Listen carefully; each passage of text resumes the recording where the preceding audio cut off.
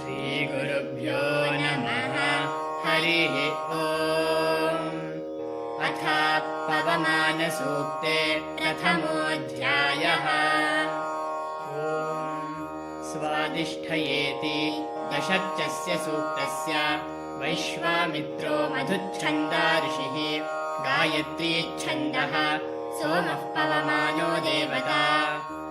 ॐ स्वादिष्ठयामधिष्ठया पवस्व सोमधाराय इन्द्राय पातावे सुतः रक्षोः विश्वचर्षणिरभियो निमयो हतम् दृणासधस्थमासादत् वरिवो धातामो भवमं हिष्ठो वृत्रहन्तामः पर्षिराधो मघोनाम् अभ्यर्षमहानान् देवानां वीतिमन्धासा अभिवाजामुतश्रवाः त्वामच्छा आचरामसि तदिदर्थम् दिवे दिवे इन्दो त्वेना आशसाः पुनातीते परिसृतं सोमं सूर्यस्य दुहिता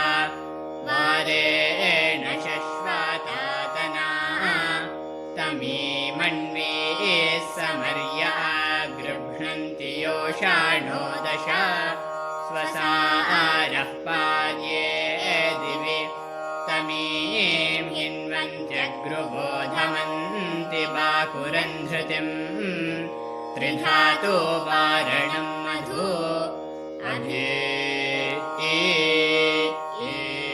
ममघ्न्या उत श्रीणन्ति धेनवः शिशुम् सोममिन्द्रा